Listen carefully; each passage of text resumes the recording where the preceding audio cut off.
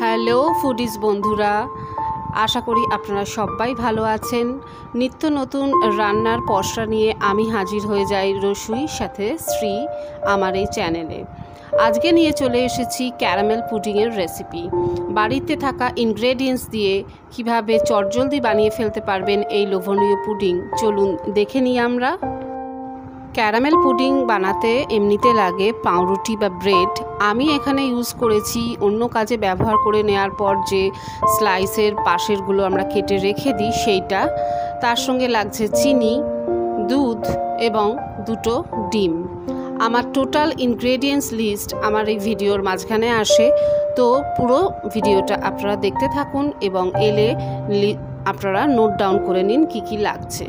আমি এখানে এই দুধটা ফুটতে বসিয়ে দিয়েছি, কারণ এটাকে আমাকে ঘন করতে হবে। এই 1 লিটার দুধকে আমি ঘন করে হাফ করে ফেলেছি, মানে 500 ml মতো বানিয়ে নিয়েছি। আমার এই চ্যানেলটা দেখতে থাকুন, ভালো লাগলে অবশ্যই সাবস্ক্রাইব করবেন আর বেল বাটনটা বাজিয়ে দিতে ভুলবেন না, কারণ বেল বাটনটা বাজিয়ে দিলে আপনি সবার প্রথম আমার আপলোড হলে ভিডিও নোটিফিকেশানটা পেয়ে যাবেন। এবার আমি এখানে একটা বোল নিয়ে নিয়েছি। যে দুটো ডিম নিয়েছিলাম সেই দুটো ডিম ফাটিয়ে আমি এই বোলে নিয়ে নিলাম। তার সাথে আমি এখানে প্রায় 2 কাপ মতো দুধ অ্যাড করে দিলাম এবং এবার দুধ এবং ডিম খুব ভালো করে ফেটিয়ে নিচ্ছি। খুব ভালো করে অন্তত মিনিট 4-5 ফেটিয়ে নিতে হবে। চাইলে আপনি ব্লেন্ডারে ব্লেন্ড করে নিতে পারেন, কিন্তু আমার এখানে বেশিরভাগ জিনিস আমি দেখাই যে আপনার হাতের কাছে অন্য জিনিস না থাকলে আপনি কি করে সহজেই বানিয়ে ফেলতে পারবেন। ব্লেন্ডার ছাড়াও খুব ভালো করেই এটা বানানো যায়। এবার আমি এখানে অল্প অল্প করে চিনিটা অ্যাড করে দিচ্ছি এবং ব্লেন্ড করতে থাকছি হাতের সাহায্যে বা বিট করতে থাকছি। এইভাবে পুরো চিনিটা আমি এতে কিন্তু গুলিয়ে নেব। এরপর আমি এখানে একটা কফির পাতা নিয়ে নিয়েছি, যে একটা কাওলা ছোট্ট কফির পাতা পাওয়া যায়, এবং সেটা এর মধ্যে মিশিয়ে দিচ্ছি। আপনি চাইলে কফির বদলে কিন্তু চকলেটের গুঁড়ো মিশিয়ে নিতে পারেন, কিন্তু ওই যে আমি বললাম আমার এখানে ম্যাক্সিমাম জিনিস আমি দেখাই যে আপনার হাতের কাছে যেগুলো অ্যাভেলেবেল সেগুলো দিয়েই কি অসাধারণ স্বাদের জিনিস আপনি বানিয়ে ফেলতে পারেন।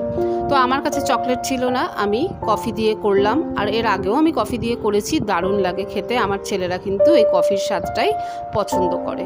তো এই কফিটাকেও এই দুধ এবং ডিমের মিশ্রণে খুব ভালো করে প্রথমে মিশিয়ে নিতে হবে।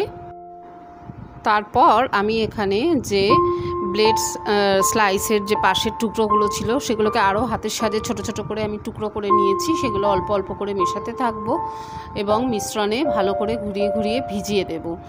একটু ভিজিয়ে ফেলে রাখবেন মিনিট 5 মতো, এবং তারপর এই চামচের সাহায্যে বারে বারে ঘুরিয়ে দেবেন এবং দেখবেন নরম হয়ে আস্তে আস্তে কিন্তু মিশ্রণে এটা খুব ভালোভাবে ব্লেন্ড হয়ে যাচ্ছে।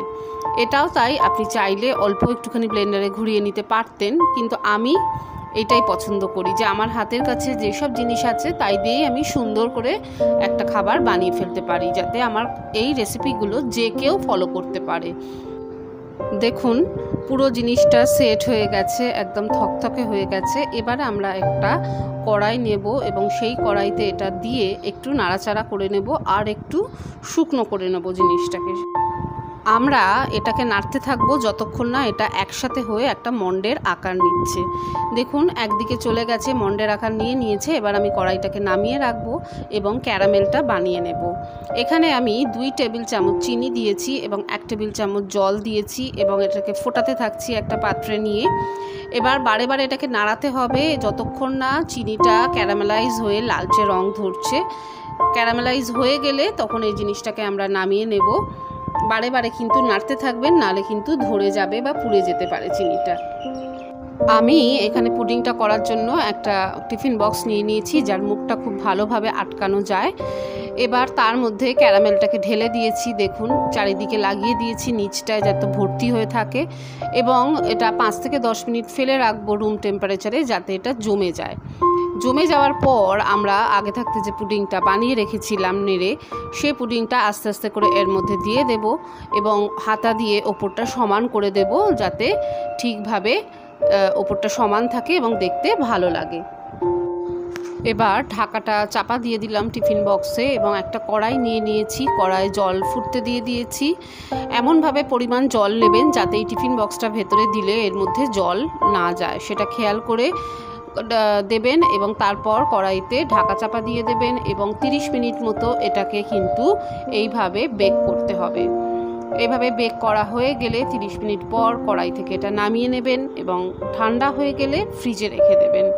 তারপর যখন বার করবেন এই দুর্দান্ত সুন্দর ক্যারামেল পুডিং আপনার জন্য রেডি হয়ে যাবে।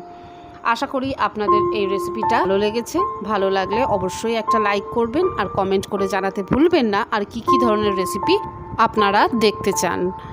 আবার খুব শিগগিরই ফিরে আসবো নতুন ধরনের রেসিপি নিয়ে। এই কথা দিয়ে আজকের মতো চললাম, টাটা।